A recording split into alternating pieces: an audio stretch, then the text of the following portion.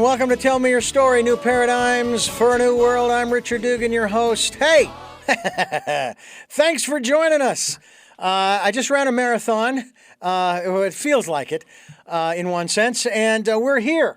We are here with Tell Me Your Story, New Paradigms for a New World. We are giving you choices and knowledge of those choices to help make your dreams come true. One of my dreams is to be able to help people out. And right before I did this, right before I started this interview, I did just that. I helped a couple of people out that I know who live on the property where I live, and I was glad that I was able to do it, even though I knew there was the possibility, the very distinct possibility that I was not going to get here in time to start this interview the way I wanted to. Well, guess what? I made it. We're here, and I'm here with Kevin Bailey, and we are going to talk about how to be healthy in 2021 and beyond, and especially in the set that I belong to now that I didn't belong to 21 plus years ago. We're going to talk with Kevin Bailey, who is a guy who probably has muscles all over his body and is helping the folks, those of us who are, and it's really weird. I have to tell you, first of all, Kevin, thank you for being here. And what a patient man you are. Beautiful smile, too. Thank you for being here. Thank you very much. And thank you for having me, Richard. I'm glad to be here. And it was good to be able to witness that in shapeness that you have. You were doing some moving and traveling after you helped those people to book it back to get back for the interview. Yeah. But great to be here, and thank you for having me. Didn't break any laws either, did I? I didn't speed. You know, absolutely. Nice. But it just took my time. Said, look, you're going to get there when you get there, and it's going to be just fine. But you help a lot of people, and again, it's usually the over 50 set, right? Yes. And you help them to get to what I guess we might refer to as their optimal fitness level. And we're not talking about the ability to run a marathon necessarily. That's not out of the realms. Now, just recently, I participated in an Olympic sport. It isn't official. Okay, it's not official, but I participated in early August. It's not one anybody has ever heard of because I made it up. I participated in, and I gold medaled in it, the gallbladder and gallstone clean and jerk. Okay? So I'm a little lighter than I used to be. Definitely not in any pain, which is great.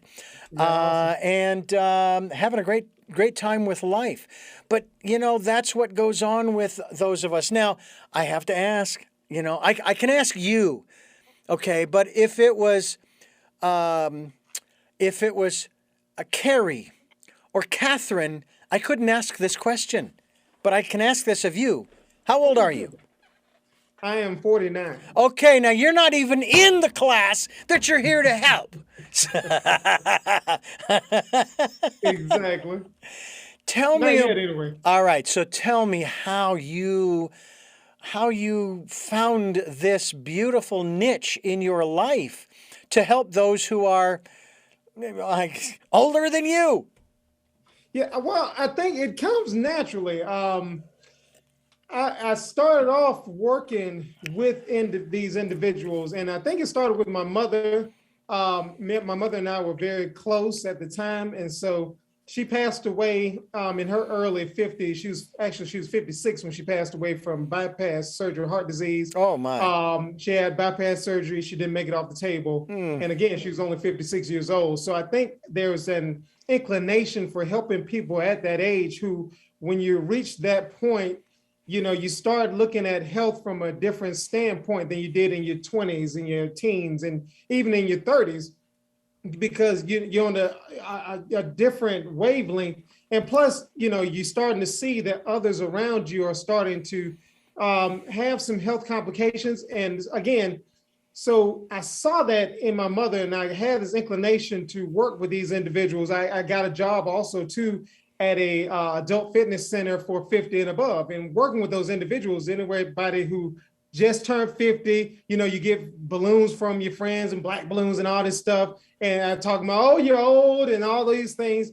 But then I saw that other spectrum of people who are in their 80s and 70s who were living life, who were enthusiastic about life. They were climbing mountains and training to do these things, and they had this zeal for life. And I was like, you can either be like the person who is, they're ready to retire at the age of 50. I'm getting old. I need to start setting up for being old. Oh, my knee hurts. Or you can be like these individuals who are taking life by the horns and who have that zest for life, who are doing things, who are striving to be more than they've ever been before in their lives. And I said, you know what? I want to be like that individual. And I saw person after person, and I just had this inclination, this affinity, this same mindset, and this love to work with individuals to let you see that your life isn't over just because you're 50 or you're 60 or you're 70, even 80. I've seen people in there. I worked with an individual that was in her 90s that still was looking to get in better shape, to lose weight and body fat. So I had this passion to do that for those individuals, and even from a young age when I was in my 20s to work with these individuals, and so it hadn't changed. Well, I tell you, one of the aspects of getting into this particular set, and I used to ask this one gal who sponsored here in Santa Barbara the Senior Expo each year, and it would take place at a place we have here in Santa Barbara called the Earl Warren Showground, where specifically where you'd have a lot of livestock events, horse shows and so forth. And she used to, I used to ask her, I says, so when does senior start? I said, well, it really depends upon who you're talking to, because some people say you're a senior at the age of 55, 60, 65, and so forth. Some people don't want to acknowledge it until they're in their 70s, that kind of thing. My father, he's still alive, doing well, and he's 90. Oh, awesome. And my mother tells me he gets on his exercycle every day. And I joke with him sometimes, how far'd you go? He said, I don't know how far I went, but I was on it for 30 minutes. Okay, all right, And my mother, she'll go out to the fitness center, I think. I don't know that she does much fitness training as much as she does, I think, yoga, just to keep going. And I remember my mother doing yoga when I was a kid, and she was watching two things. She was watching PBS, public television, and the Hatha Yoga programs. And then she would watch, you know who Jack LaLanne is, right? I do. She would watch him too. I still remember when he got in the water and he pulled that boat. I think that's what he did. Yes.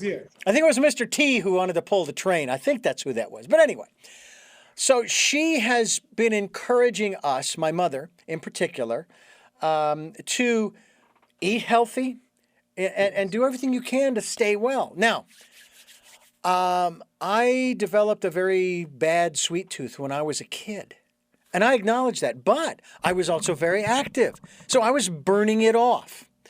I would bicycle everywhere, and I created and designed this, believe it or not, a cup holder for my bicycle that would hold one of those 64-ounce cups, okay? And I'd go into the convenience store and fill her up. But again, I'm bicycling everywhere, so, I'm burning it all off. And I never got heavy. Then when I moved to Santa Barbara and I still had that sweet tooth and this and that and the other, July 2020, diagnosed type 2 diabetes.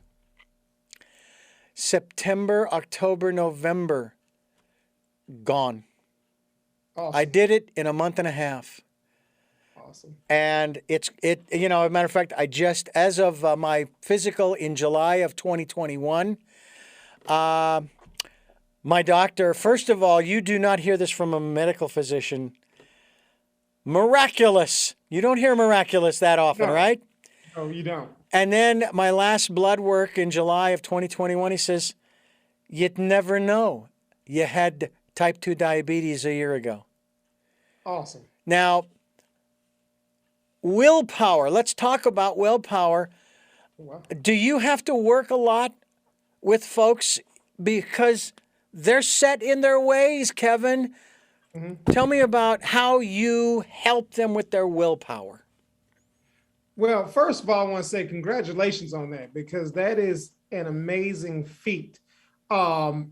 that took great focus to get that done. So, I mean, my mother, when I was talking about, she was type 2 diabetic. And so when you are diabetic, especially type 2, it makes you 4 times more likely to have a heart episode. So that's how we got into that, how she got there. So I commend you on that and taking that control of your health and getting it to the point where the doctor said miraculous, and it doesn't even look like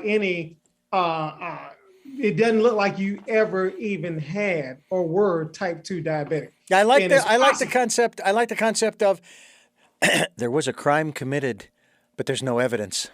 That's right. Absolutely. Let's hear about your mother, though. Exactly. Yeah. But so when I get with individuals, so that story is one that's a very powerful one to let people know that there is a possibility. And I think one thing, if you understand that something is possible, it opens that realm that at least it's something that I can achieve, I can attain. If you're given the choice of, well, this is your sentence, this is where you are, and now take these medications now. And some people have to do that, but if you're never told it's possible to reverse it, then you never have an opportunity to even try. So first of all, letting people know that it's possible. You don't have to stay in this state. It's possible. Right. They can, secondly, I talk with individuals, and then we look at the things that they can possibly start doing. And the willpower part comes into a thing of within. If they are willing to take those steps, you can try to motivate and encourage, because sometimes all you need is a little bit of encouragement to say that you can do this, even when it gets hard. Now, you may not be able to do it in a month. You may not be able to do it in 2 months, 6 months. It may take you a year. But if that possibility, if your will is to attain a life that's better than where you were, a health that's better than where you were, a body that's better than where you were, a healthier body, not a perfect body, but a healthier body, then, hey, we can do this. You dust your fingers off, you made a mistake, whatever case may be, you slip, fall, you got discouraged. Let me encourage you to continue on that path. And if nothing else, you're doing healthier things for your body. You're gaining healthier habits, and that will entail make you healthier in itself. Now, here's an interesting side note, if you will, that I've learned from many of the people I've had on this program, which, by the way, folks, is Tell Me Your Story, New Paradigms for a New World. I'm Richard Dugan. I'm here with Kevin Bailey. He is a specialist in many areas. We're going to find out more about that as we continue giving you choices and knowledge of those choices to help make your dreams come true. Talking here about exercising 50-plus age-wise. And I was going to touch upon chemistry. Now, the reason why we eat a lot of the things that we do is to help to keep the chemistry balanced. That's the general idea, right? But if somebody's been eating poorly, where they've been putting lots of calories in, but they've been empty, there's no real nutrition there. There's nothing really there to support the chemistry that helps our bodies to, let's just say for the sake of argument, to create the drugs that our body creates to do the things that it needs, that our body needs to do. You know, I'm going to just throw out ones that are coming to my brain: the dopamine and other things for joy as well as for fear, adrenaline, and so forth. So if a person is eating poorly, then those laboratories in our bodies don't have the elements to work with to create the good drugs that our bodies create. But also, our brain chemistry is affected. Ergo, we don't, as the phrase goes, we don't think straight. Right. Okay, so we're going down a slippery slope, aren't we? In that that's something that is going to be tough to come back from unless you have somebody such as yourself to help you to come back from it. You work with people in regards to nutrition as well as fitness?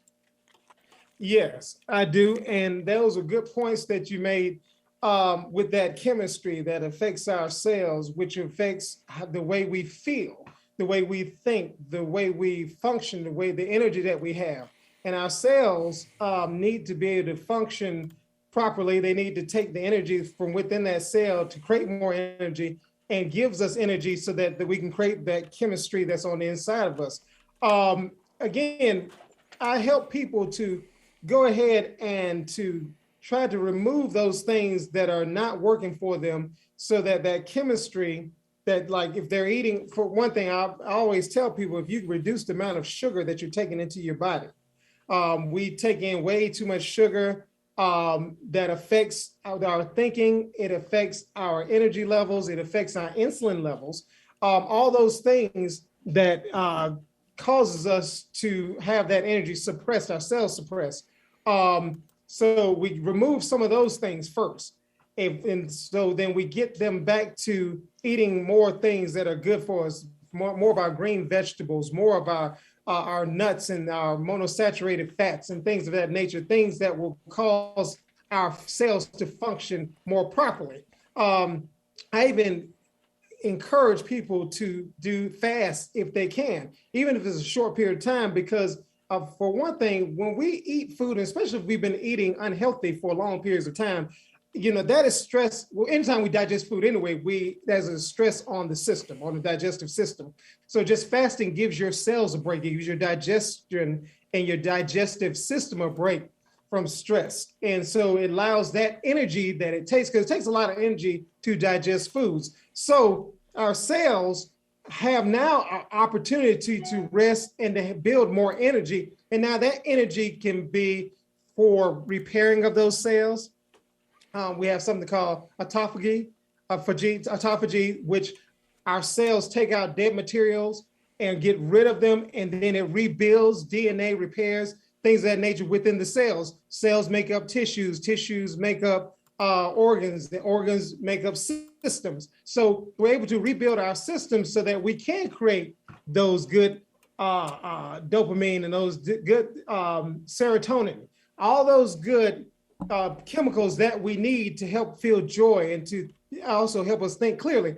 Also, our brain, there's a gene that gets turned on called brain-derived neurotrophic factors. And what that does, it helps with learning. It helps synapses in the brain, makes more connections with the brain, solidify those connections. It also helps to build up neuroprotective properties that has been shown to reduce things like Alzheimer's and things of that nature, and help protect the cells in the brain. If the brain goes down, everything else doesn't function properly. So keeping that brain, also that helps with learning as well. So you're talking about the brain, the mind, you're thinking more clearly, you can make better choices, you can have more power, think more clearly, and be more creative in your life as well. That is as true for adults 50 plus as it is for children. And so then you start to take a look, and I realize this is a little bit of a divergence, but you start taking a look at what children are eating. At 15, I began to realize I better start being a little more concerned about what I put in my body, because it's going to start building with those building blocks. And if they aren't real good, if they're made of wood or straw, they're going to burn up pretty quick and I'll have nothing. So, the same rules apply for children and adults and every space in between. Right. And then we sit here and argue about whether or not a child should have a good breakfast in the morning, or whether they should have access to a good breakfast in the morning. No, it doesn't matter where it comes from. If it comes from the parents, great. If it's low-income parents, and it comes from the school, fantastic.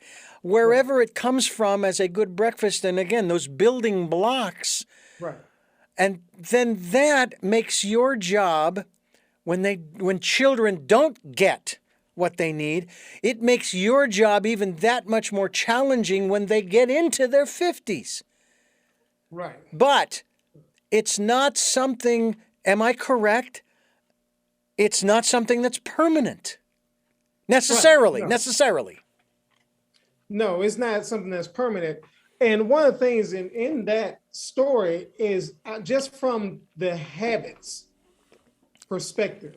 So if someone is used to, you talking about children, even younger that are 5, 6, 7, 8, that goes through their elementary school years, middle school years, high school years, have formed habits of, I eat a Pop-Tart for breakfast, or I eat some sugary type of cereal for breakfast, and I do this every morning, and this is where I start my day. Blood sugar level goes up, then it crashes down. So, well, you need a snack to pick them up or something like that, and it ends up being some type of crackers or something along peanut butter crackers, something along those lines. Something again that's sugary or whatever the case may be, and you create these habits, and it's years of the year after year after year that this child has had hindered learning. I think some of the learning disabilities that are there, that are present in some children, some that can be changed or even affected by what they're eating, because again, they cannot make these synapses in the brain. It's been hindered. The clogged thinking, foggy thinking, all those type of things, creativity is hindered through these things, because your body takes this material, use it as fuel to help the body to function the way it was created to function. So yes, you do have that issue going on, but these habits end up being adult habits. And then what ends up happening is that adult has children, and the same cycle continues over and over and over again.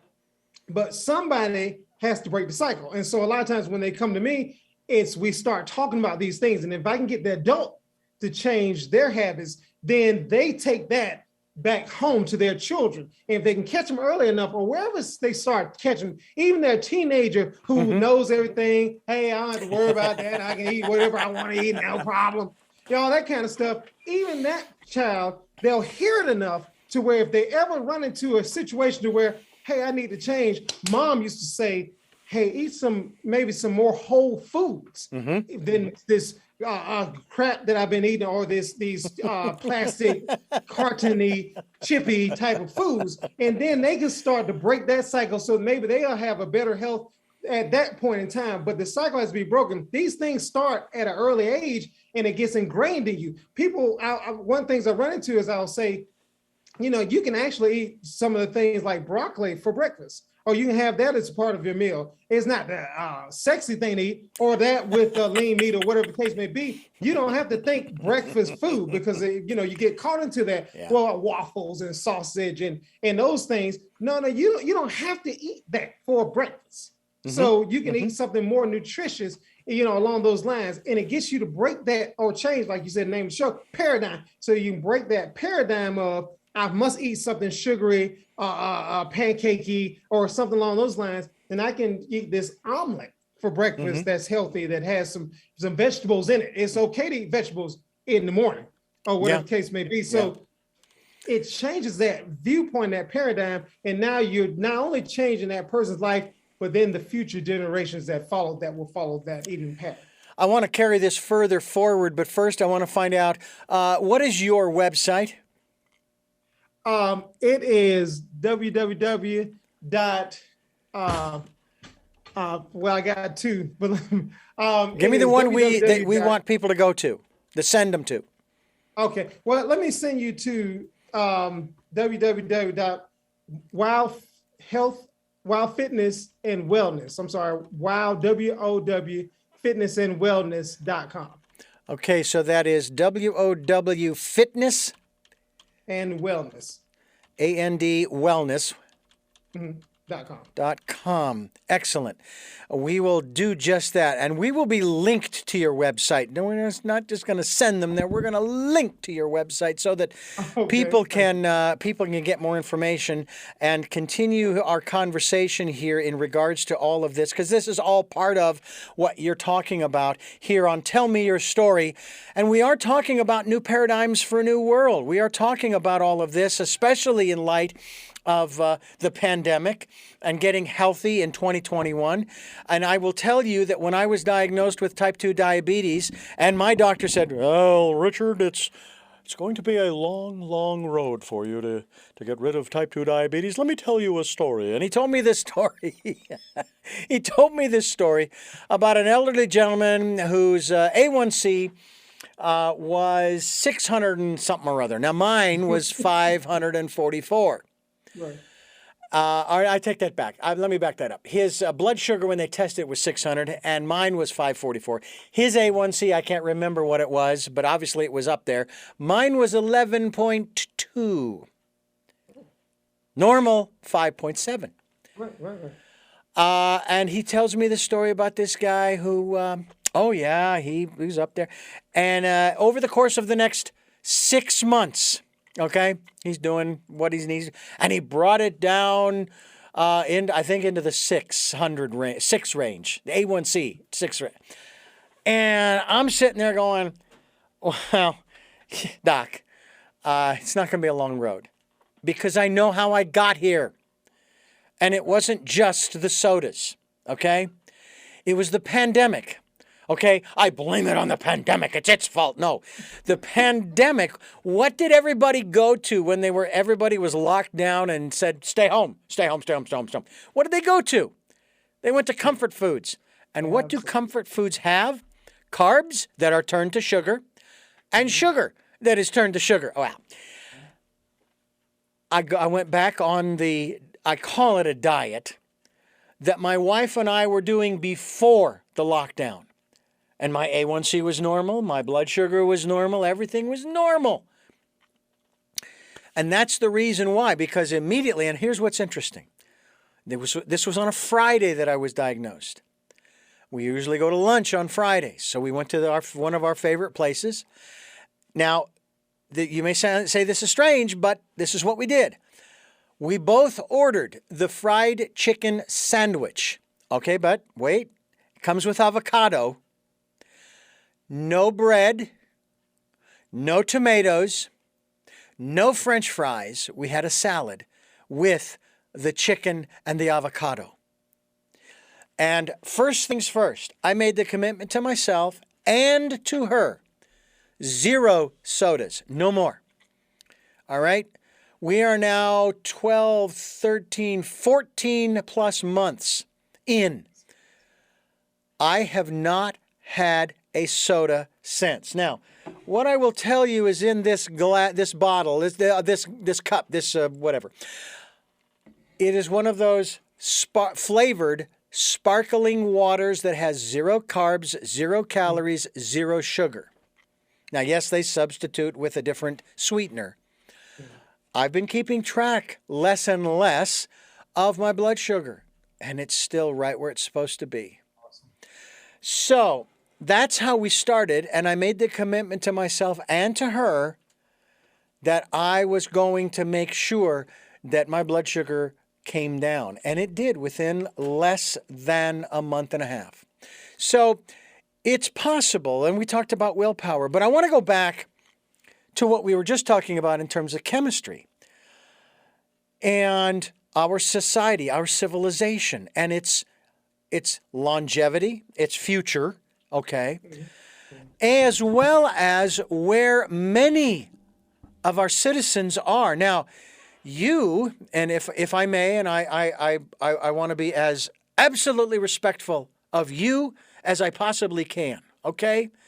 Okay. I wish to make no offensive comments here, but you as a black man, you know that people of color, especially in this country, do not have, and I don't know what the numbers are, I'm sure that they're out there somewhere, do not have access on a regular basis to the types of whole foods and nutritional foods that help to create the building blocks that give us not just the strong bones and teeth, but what we were just talking about in terms of the brain, the neural net, all of the chemistry that is needed to keep the body functioning. Now, you talked about how, okay, well, if we get the adults, they'll take it home and maybe the kids will pick it up. All right, that's great, but the thought has occurred to me that the issue isn't as much that, although that would be wonderful if that happened, but the kids' brains are already rewired in a particular way. And we have many families of color who are on these support systems, these, oh gosh, I can't remember the name that they call these things, the programs, whether, welfare and so forth. And the more kids you have, the more money you get. I know there's another name for it, and for some reason I'm blanking on it right now, but you know what I'm talking about. And they're in this cycle. And we talk on this program about having choices and knowledge of those choices. Right. All right. So if you are in school and you got a fuzzy brain because of the chemistry that's way out of whack, you're not learning. So what do you turn to? You turn to the choices that the society, your environment, let's say, has dictated, whether it's selling drugs or hooking or... You know where I'm going with this? Mm-hmm. And they go down that particular road. Right. Because they don't know that they have other choices, in spite of the fact that they're in school, and eventually they drop out, and they go down that, this way, that path. Mm-hmm. Whereas if they had the proper building blocks to nourish the brain and the neural net and the chemistry, they would be able to learn in the school. They would learn that they did have other choices. And this is not the majority necessarily, because we hear those wonderful stories of kids who they go through grade school and high school and they get to college and they get their medical degree, if that's the direction they wanted to go, or their engineering degree, or whatever it is that they want to do. Or maybe they don't go to college. I went to junior college for 3 whopping semesters. Never cashed in those credits, but still. And look where I am today. I'm talking to you about how we can help our society, our civilization, specifically right now in America, because we have to help ourselves first before we can help anybody else. And you're doing that. So talk to us a little bit about that cycle that you are trying to help to break. So a lot of different points there. I think one of the things is, like you were saying, is that information. First of all, knowing that there is a better way to eat, a better way to think, a better way to live. So if you can start there with that cycle. So what I find is that, sometimes people just don't know. And so if you don't know anything and all you are presented with from commercials on television, on the Big Macs and the different meals that you eat, all those different ones, that this is what it is and this is happiness and the people smiling as they eat these sugary foods, that's what you're opt to get. And because it's cheap and things of that nature, here it is. But when you understand what is actually happening, because I don't think what's being taught is that what's actually happening when you eat X, so when you get this amount of sugar. And so first of all, we got to present the knowledge, and that's first things first. So at least just like that there's an opportunity to reverse this type 2 diabetes, that there's a better way to eat and why and how this is going to affect your life, the way you think, the way you feel, the way you move, your energy. And so if you know that much, your learning capability. So if you know that, then you can have an opportunity to make a better choice from that standpoint.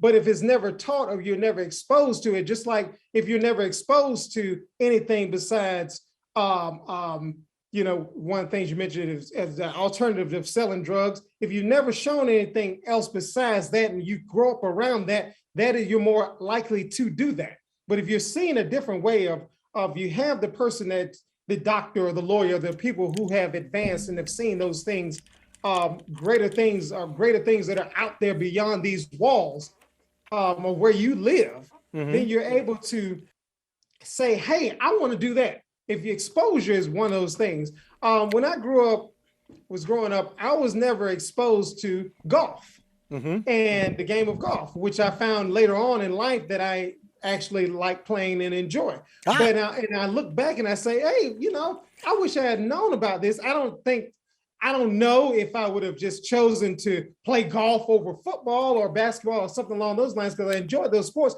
But I would have had another skill, another way of thinking, another way of using my body and seeing, hey, I like this. Maybe I'll do this instead of putting my body through all this stuff during football. I don't know, but at least I would have had the exposure. And you may expose the right person who was looking for that had the skill for that, to know, hey, this is something that's nothing else, peaceful, calming, whatever the case may be. But it's the exposure of those things, the education of those things that will help us to move forward in our lives. And like you said, helping the people here. So again, and so also, I think we have to stand up from the standpoint of letting, our governments and our local governments and things of that nature, hey, speaking up at some of these city council meetings even on a local level, hey, what kind of food is going to these school systems?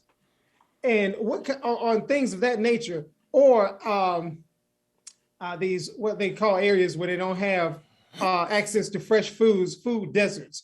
So what kind of food? Why don't we put more of these healthier whole foods into these areas, or get exposure to those things and bring those things to the forefront? And I think that will help change, the habits and the mindsets and the lives. Right there. Absolutely. Absolutely. By the way, I'm looking at a picture of you in a tank top, and you got some serious muscle there. Reminds me of a good friend of mine, a football player. His name is Lewis Jones. He lives in Los Angeles.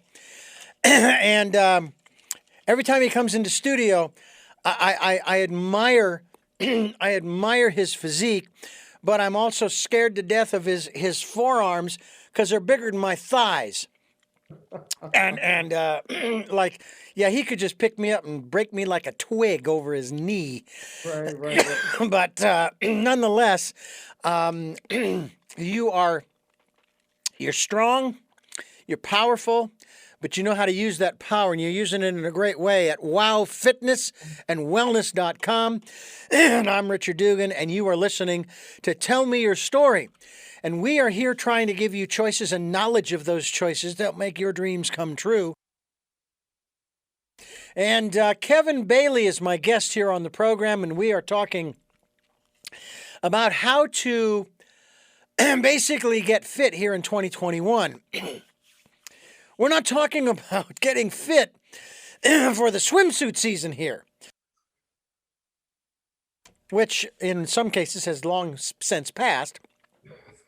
Nor are we trying to prepare for the holidays that will eventually show up, where we will eat the wrong things and so forth. And I find that interesting how our society, especially here in the West, has come up with all these different holidays, and it always turns out that it's an opportunity for eating.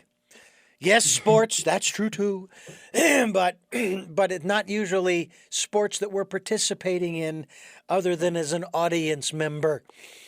Talk to us a little bit. Talk to us a little bit about how we can get into a routine where we can create I'm going to put it this way because you use the word too as I do. We create a new paradigm in our lives, not a diet, so that we don't have to go on a diet every so often. I don't believe in them at all. None of them work, period. Okay? Even though I would say, yes, we went back to the old diet that we were on before the pandemic. What I'm, of course, saying is we went back to what we were eating before we started eating all the comfort food. So talk to us about generating a new paradigm. And is there any kind of a time frame under which we can say, okay, now it's sort of as in computers, now it's burned in. I now know that I can stick with this. This is going to work for me. And I'm not going to have to worry about going on a diet and gaining a bunch of weight and then having to take it off and so on and so forth. Okay, yeah. So what I like to tell people when it comes to creating a new paradigm with eating, it's first of all, I think one of the things, and you mentioned this before, you made a decision to change. And so what you say, you told your wife, I will take control over my blood sugar. I will have it back to normal. And once you made that decision, you cut off all other options. And this is what's happening. This is what's going down. Come heck or high water, this is what we're doing. And so I tell people, because again, like you was talking about with diets, there's a thing where you get on it, you go through it, you follow it, you lose the weight you want to lose, and now you have, oh, I look good. I'm gonna go ahead and eat this cake. Okay, that's fine. Eat the cake. Oh, that was good. I didn't gain too much weight. So then you start, those old habits start creeping back in. And so you say it goes from one piece of pie to two pieces to every other night. Then you go back to that place where you used to be, where you were comfortable, where your body said, hey, this is what we like doing. And next thing you know, the pounds are back on. I've done that time and time again. I've lost the same 100 pounds over 100 times until I made a decision that I needed to change the way I look at food, my paradigm, and look at it as this is fuel for my body and this is to keep me healthy. And I do not want to, my why, because I had to find that why also. Why am I doing this? Why am I on this? Why am I going through? Why am I changing my eating habits? Because first of all, I want to live long and strong. I want to be here for my son. I have an 18-year-old now, but when I made that decision, he was only 3. I want to make sure that I'm here to give him advice on being a good father. The advice I didn't get because my father passed away early at an early age as well. So I want to be here for my wife, my son. I want to be here to help people to take control of their health, to live the life that God created them to live. And so that's a strong why for me, but you have to find out what is that why. But it has to go beyond, oh, I just want to look good. I just want to look good. I want to feel good, because sometimes that is short-lived and that will come and go. It's fleeting. But if you're doing it for something that you really, really, really value, your family, your work, your things you do, the people who your mother, your parents, those people that you need to be here for, then you'll have a stronger why and a stronger hook and connection. That the days that the honeymoon phase of when you start to try to make that change, when that honeymoon phase fades out, when you're like, don't feel like going, when you don't feel like getting out of bed, when you don't feel like doing, going and walking today, I just want to sit and sleep. It's what gets you out of the bed when the time changes and it's cold. It's what gets you to do the things that you need to do to put that pie aside or to stay away from the sugar, because you know what it does to your body. And it starts this eating frenzy like it did with me. Chocolate Godiva cheesecake is one of the things I used to love to eat. And I would eat it. You talking about occasions? I would eat it at all occasions, all the holidays, anytime, football game, good game going on, go get it. So, and what I found is that I couldn't eat just one. So I would always eat, I'm just going to eat one slice. And I would tell myself that lie, because it was a lie to me, because I knew I wasn't going to eat just one. I would eat the first slice. Oh, let me get another piece. And before I know it, all 12 slices were gone. Within that, not within a week, within that hour, 2 hour time frame. So I had to be honest with myself and then have that hook. This is what's going to keep me from eating that, going back from it. My son, my wife, what I do for others, and what I feel that my calling is on this earth. So it keeps me away from going to those bad habits, changing the way I think about this. Instead of, the holidays come up, I need to look at this not as an eating frenzy. I need to look at this as a time of thanksgiving, of being grateful and showing gratitude for the people whom I'm around. I need to love the people that I'm with, not spend the time stuffing me, Kevin Bailey, me not spending the time stuffing my face and looking for the next plate to put down. I need to spend this time in Thanksgiving. I need to spend Christmas in spending the time with the ones I love and honoring them and loving on them and getting to know them and being in their lives and spending that time and being grateful for these things, instead of this is the time I eat. Oh, I'm going to wait. Can't wait. Oh, I can't wait to eat, kind of thing. So if I change the way I look at those holidays, and I'll tell you one thing I encourage people to do if you can. Sometimes, and this is something I did for myself when I lost weight. I said, okay, during these holidays, this is when I'm going to be more mindful of my weight. This is time I'm just going to challenge myself to see, can I even lose 5 pounds during this time? Mm-hmm. Instead of, well, I don't want to gain the 15, between Thanksgiving and New Year's, people gain 15 pounds. I'm going to see how much I can lose during that time. Yeah. And it's something that will at least challenge you. And I'm not saying you got to do that, but do something, change the way you think about this time. If every year you gain 15 pounds during that time, change that to, what if I tried to at least maintain my weight at this time? Now, what do I do to maintain it? I need to start watching the carbohydrates I take in, the types of food I eat. Maybe I just get, I gotta have my turkey, I gotta have my dressing. Have your turkey, have your dressing, but just maybe get you one plate, and whatever you put on that plate is all I'm eating for today. Or for that moment. Once this is over, it's over. It's over. It's over. I'm not taking it home. I'm not doing any other thing. Once this plate is finished, it's over. And then it's over. And let it, and stick with that. Challenge yourself to do that. Mm-hmm. Because at least, and if you're not perfect in that, that's okay. But at least you're trying to do something different than what you were doing before. If you continue to do the same thing, you're going to get the same results. But if you can do something different, you're breaking a mindset and a mind shift. And now you're opening up possibilities for something different happening. And you never know. What if you did lose 5 pounds during that time? Oh, I couldn't do that. Well, why not? Possibly. Just think about the possibility. Yeah.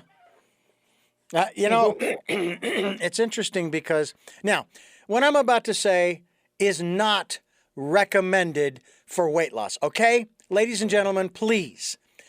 But when I went in, now I was around 190, 195. I am barefoot. I'm 5'8". Okay, in shoes I'm 5'9", so I think of myself as 5'9".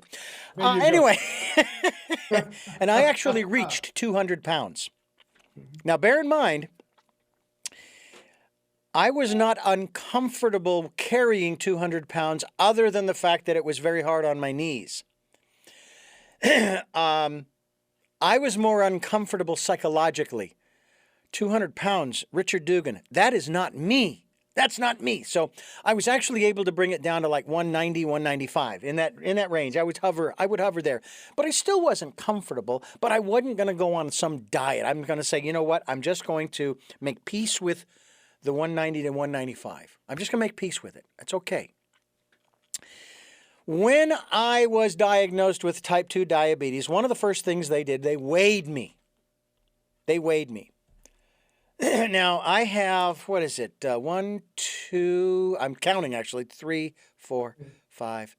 I have 5 holes on this belt I'm wearing on my jeans. And sometimes I would be on number 3, and this is going towards the buckle, not away from it. And if I was lucky, I'd get to number 4. Never was I ever to get to number 5. But during the summer of 2020, I was at number 5. And I was still cinching up my pants, okay? I was weighed on the 24th of July. 182. Oh, my God, that's fantastic. 182, I can live with that. But how did I get here? I got here with type 2 diabetes, okay? Obviously, I knocked off the sodas and that kind of thing. Yeah. Now, I'm sitting here right now. I'm in number 5. And I still have to cinch. I'm cinching my pants up even sitting here because I keep moving around, right?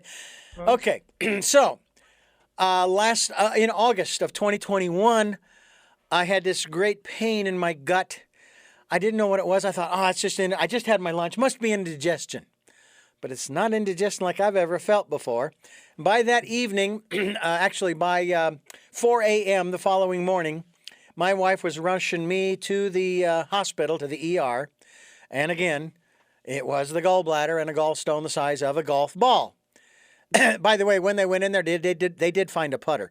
Anyway, so the bed that I was in actually was also a scale. So I got out of the bed and I had the nurse calibrate it, and I got back in. 174. Okay, I'm telling you, folks, I do not recommend type 2 diabetes. I do not recommend gallstones, okay, to lose weight. I'm just telling you what happened to me, okay?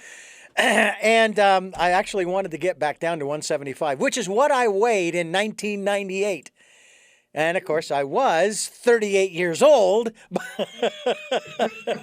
and I was bicycling everywhere. Oh, wow. Okay, and I had pretty darn thick thighs, okay? Because I was bicycling everywhere. I didn't drive at that time. I don't have that thick a thigh anymore because I now drive. I got to walk more. But the point that I'm really trying to get to here, Kevin Bailey, who is my guest here on the program, wowfitnessandwellness.com. Get your clicker over there, folks. What I'm really trying to get to is that you never know what's going to come down the line with you and your health. You need to take care of yourself. As I said earlier, I was 15 and realized that I need to watch what I eat. Now, granted, I still consume the sodas, but I was also still very, very active.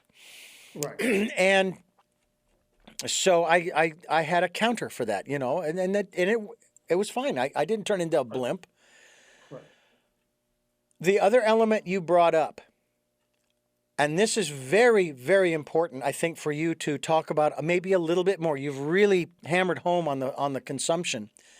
The one thing that I was told by my nutritionist, who I have since sort of dismissed, I said, look, I don't need your support anymore. I appreciate it. I do. But you're not telling me I don't think anything I don't already know. Portion control.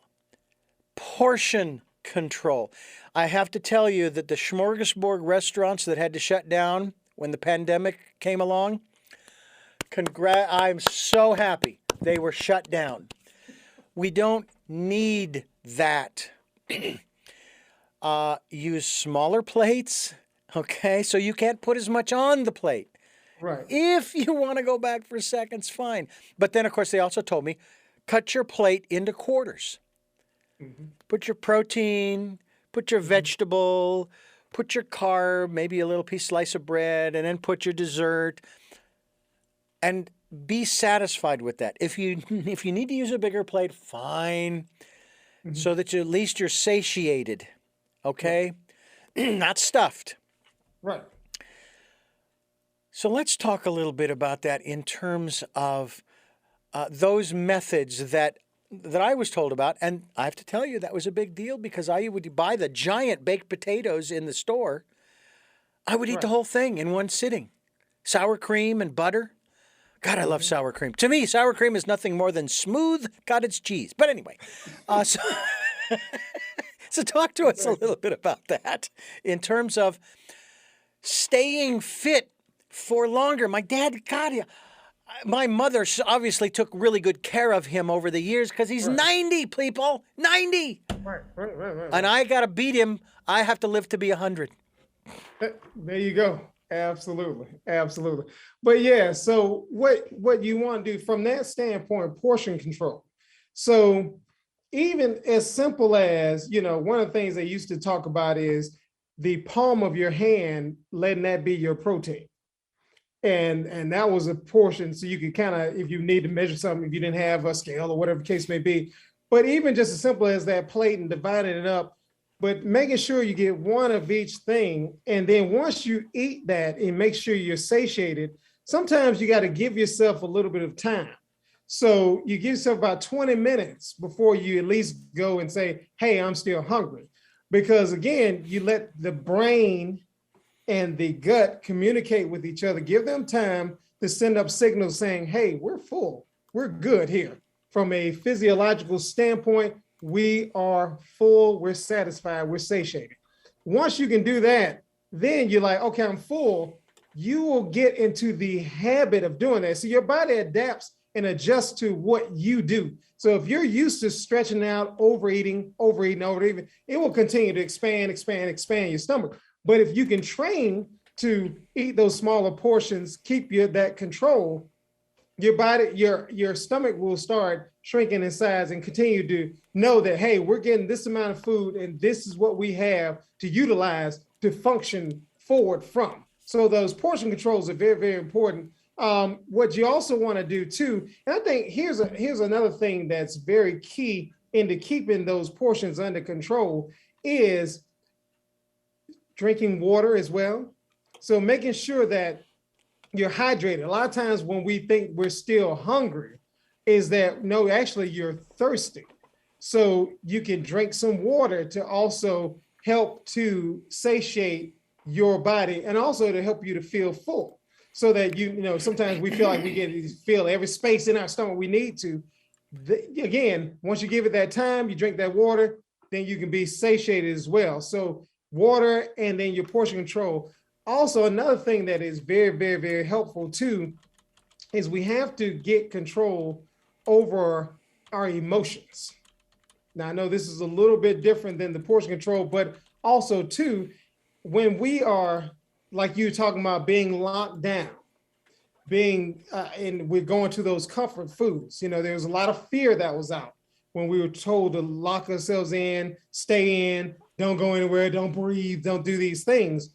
And we start going to those Netflix. The first time I ever watched Netflix is when the pandemic happened.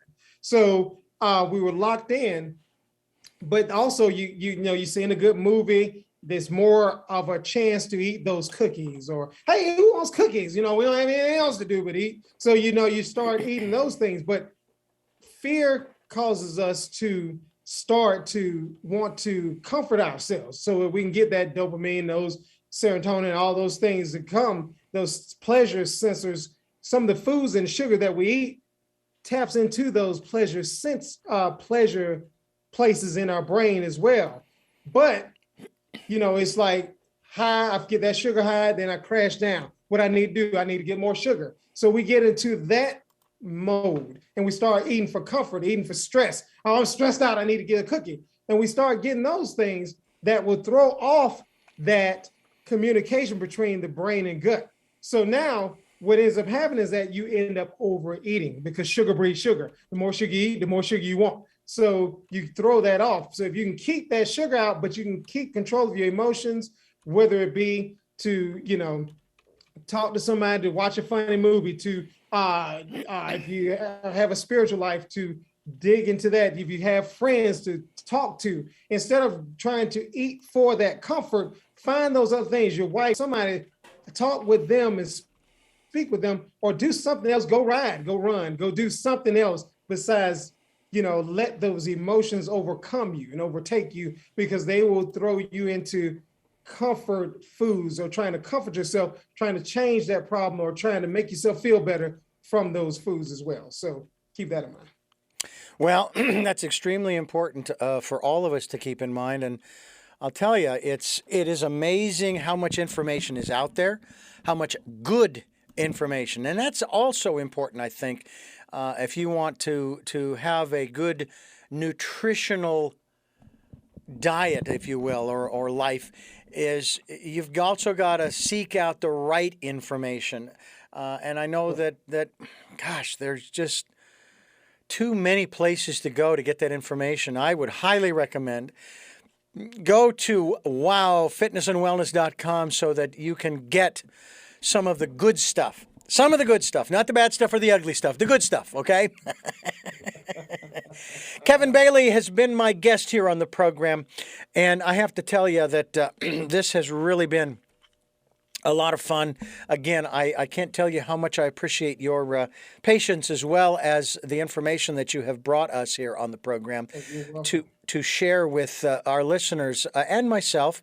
I say this quite often on the program. This is my therapy, and I'm learning just like everybody else. I do not have all the answers, and if I do, I think that I'll be taken out of here, because I don't think I'm allowed to share all of the answers with everybody that they're supposed to find out for themselves.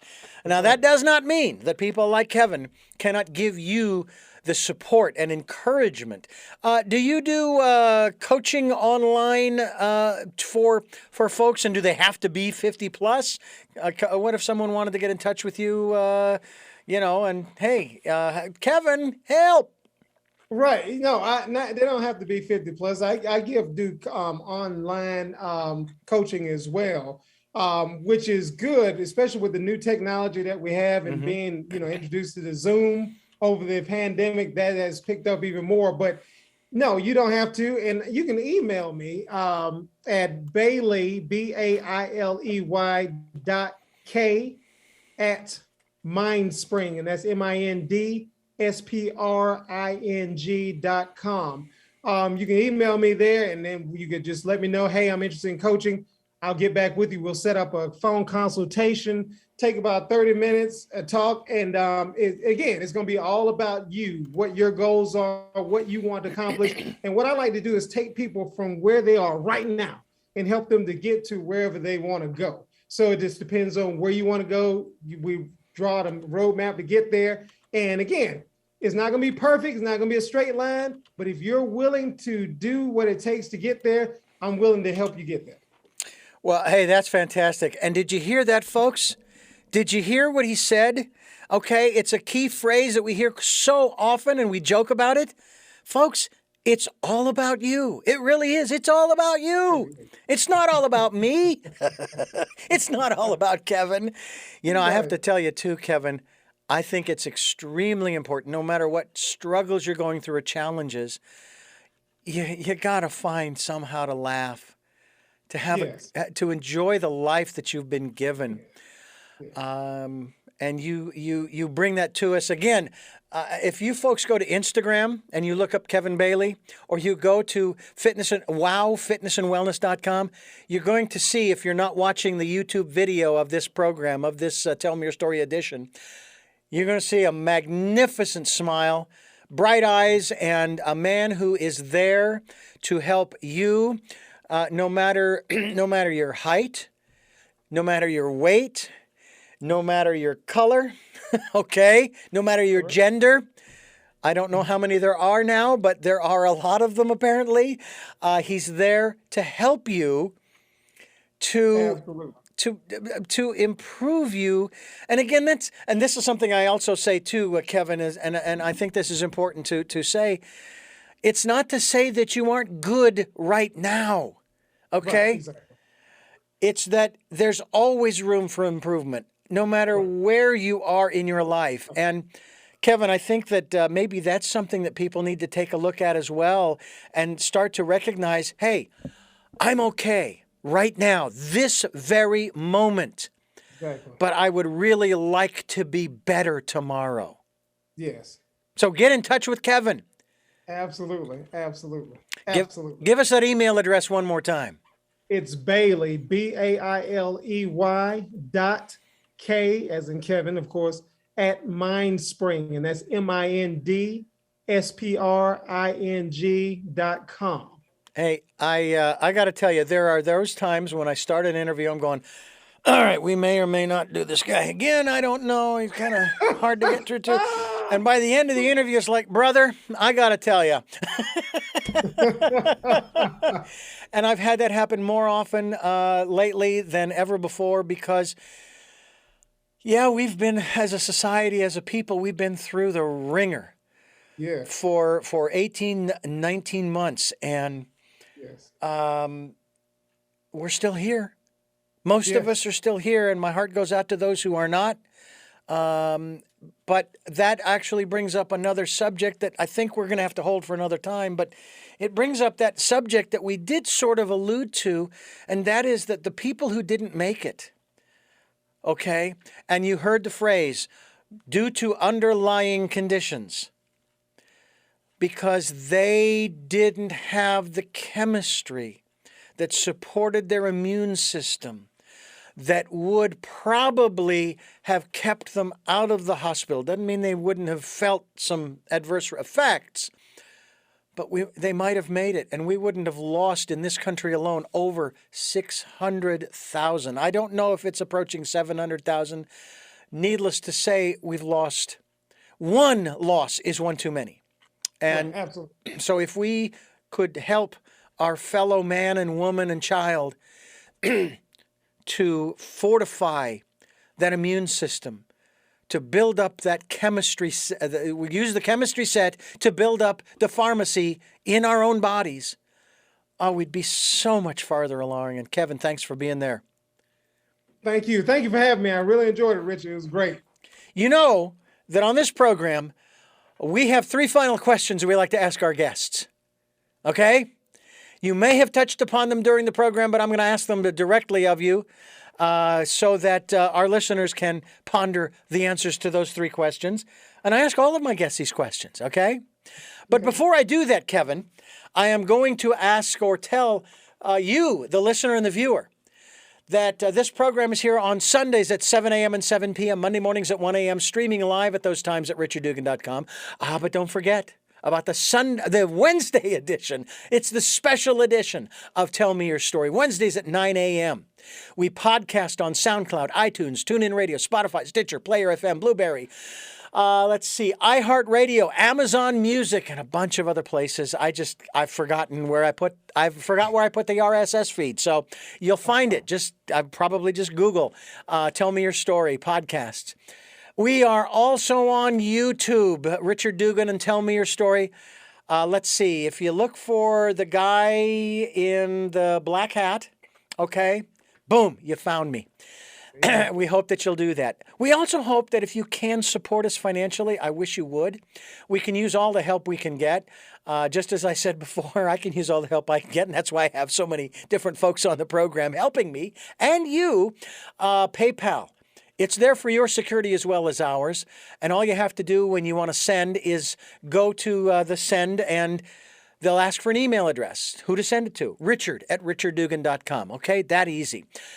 And participate in the Decade of Perfect Vision, the 2020s. Spend that time, and I'm sure this is part of your regiment too, Kevin, spending time in that still, quiet, peaceful place within, listening to that still, small voice. It will never steer you wrong. It will encourage you. It will inform you. It will maybe incite you to do something with your life that you hadn't thought of before, that your still small voice knows you can. Otherwise, it wouldn't have asked you to do. And it will also give you the inspiration and the encouragement that you need, along with Kevin Bailey as well. So, with all of that said, now we get back to our guest, Kevin Bailey, and the first of the 3 questions that I really do like to ask my guests is, who is Kevin Bailey? That's a good question. So you've heard the portion of what I do, but who is Kevin Bailey? So Kevin Bailey is a guy who loves to help people, a guy who's passionate about helping people to feel good. I love helping people to feel good. I love seeing people smile. I like to smile at people, to elicit a smile back. I want to help people see possibilities in their lives. I want them to always have the motivation to feel like they can do something. I always like to treat people the way I would like to be treated. And one thing I would love for people to do for me is to encourage me. Kevin, you can do this. You're great. You're wonderful. When I get discouraged, to have somebody in my corner to cheer me on, to be my cheerleader, I want to do that for other people, to let you know that when you feel down and out, and when you feel like you don't have a single person that believes in you, I believe in you. I want you to be your best. I want you to do those things that you feel that you cannot do, or you think you could do, but you have the fear that's keeping you back. Break out the fear. Be that person you've always wanted to be. Strive for the best. If not you, then who? Why not you? Why somebody else? Why not you? So that the still small voice that you said that's on the inside of a person, listen to that voice and then go after it with every fiber of your being. You can do it if you want to do it. Believe. I want to help people believe in themselves, believe in their possibilities, believe in the God-given right they have to be all they can be and what they've created to do in their lives. That is Kevin Bailey. And you may have answered the next 2 questions, but I'm going to ask them anyway. What is it that you hope to or want to achieve through the work that you are doing now? Oh, wow. So yes, to help people to feel good, to help people to be happy, to be joyous.